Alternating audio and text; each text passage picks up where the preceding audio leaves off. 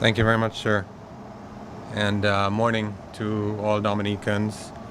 Morning to tourism stakeholders. Let me also echo the sentiments expressed by the Minister to the nation and to the tourism stakeholders, whether you're in the accommodation sector, service provider, tour operator, taxi driver, vendor, tour guide, and the list goes on, as it relates to the impacts that you are feeling and suffering as a result of Hurricane Maria.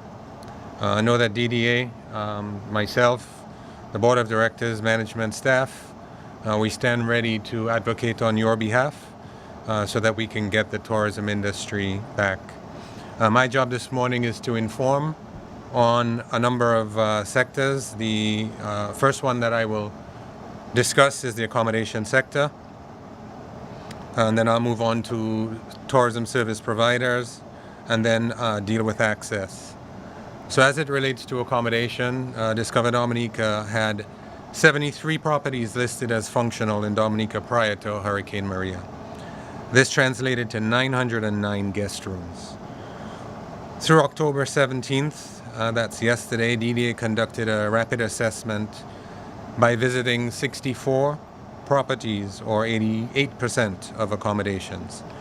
The damage to the accommodation plant in Dominica is extensive and spans across the island, with damage ranging from moderately affected to severely damaged or destroyed.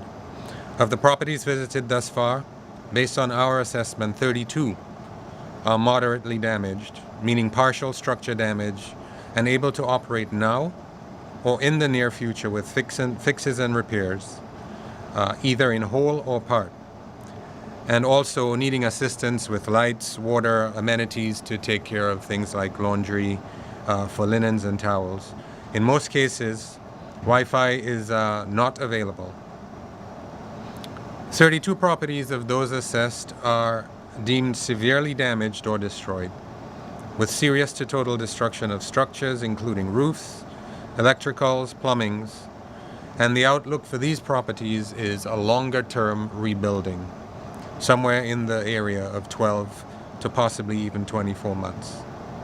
However, some property owners have indicated that they will be, unfortunately, unable to rebuild, but we will be having further discussions. The properties which suffered moderate damage accounts for 51% of the total room stock, or 467 guest rooms, while 387 guest rooms are in the severely damaged or destroyed category. Some properties have been able, as I mentioned, to begin minimalistic operations, housing mainly relief and aid workers or displaced residents and staff. Other properties may need to rebuild completely, and estimate reopening times range from 3 to 6 months to as far as 24 months out. Our preliminary position is that we're looking to get to January so that we can then have a full understanding of the operations of the industry from an accommodation perspective. By way of what we're doing now is to really advocate on your behalf for immediate relief in terms of manpower and labor to help you clean out, to better assess.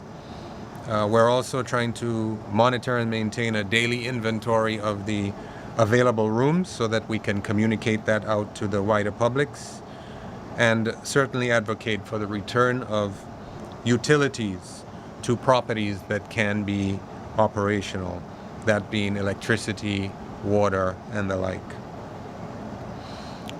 As it relates to the tourism service sector, this comprises of attractions, tour buses, tour operations, and in some cases man-made attractions. The tourism services operations serve both the stay-over visitors as well as the cruise visitors. And preliminary assessments were conducted by DDA, which included actual visits and contact by telephone, precisely where roads were not motorable. And to date, we've contacted 21 of these such operations, and we are collating the information. So far, one has indicated total destruction. Nonetheless, several operations are more positive in their outlook, although they've suffered some loss of equipment, like vessels, damage to vehicles. In the case of diving establishments, life jackets, and in some cases, damage to office furniture and fixtures. The outlook is more positive, and they're suggesting January 2018 as a date, again, that we can do a further assessment, and a date that they would be looking to come back on stream in a modified or limited way. As it relates to access, many would know that both airports, that's Douglas Charles and Canefield, have been given the all clear for commercial flights to resume. And by way of, and as the minister suggested, in terms of water activities, the Woodbridge Bay is open for cargo, and the ferry terminal is available for and open for ferry services. As it relates to air access, Liat is operating commercial flights. They're doing, on alternate days, they're doing a return flight from Antigua to Dominica. That's flight 623, I believe, which operates on Sunday, Monday, Wednesday, and Friday to and from Antigua. Departs Antigua at 11:30 a.m., comes into Dominica, and then departs Dominica at 1:10 p.m. They're also doing a return flight to Barbados, Liat 600, which will operate on Tuesday, Thursday, and Saturday. Departing Barbados at 10 a.m. and departing Dominica at noon. Liat will revisit the schedule on November 7th and will alter their schedule thereafter. And we encourage people to check the Liat website where possible for updates. Winair has operation, prior to Maria, had operations to Douglas Charles in affiliation with Air NT, and also operations on their own to Canefield. For the time being, the operations to Canefield are not functioning. However, just yesterday, Winair released that on October 23rd, in collaboration with Air NT, they will begin operations on Monday, Wednesday, and Saturday from Pointe-à-Pitre to Dominica, onward to St. Martin, onward to San Juan, back to St. Martin, back to Dominica, and then back to Pointe-à-Pitre. So that will be happening on Mondays, Wednesdays, and Saturdays, starting from October 23rd. Seaborne started on October 11th with a daily flight from San Juan that leaves San Juan at 12:45 p.m., arrives in Dominica, and then departs Dominica at 3 p.m. Express des Îles has been operating the service from St. Lucia, Martinique, and Guadeloupe. To Martinique and St. Lucia, the service is on Monday, Wednesday, Friday at 10:30 a.m. and Saturday at 3 p.m.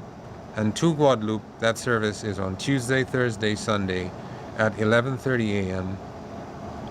and Saturday at 9:15 a.m. Okay, so that is the update as it relates to accommodations, the current status.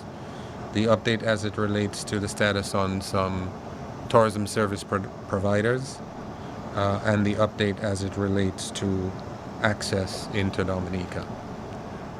Thank you very much.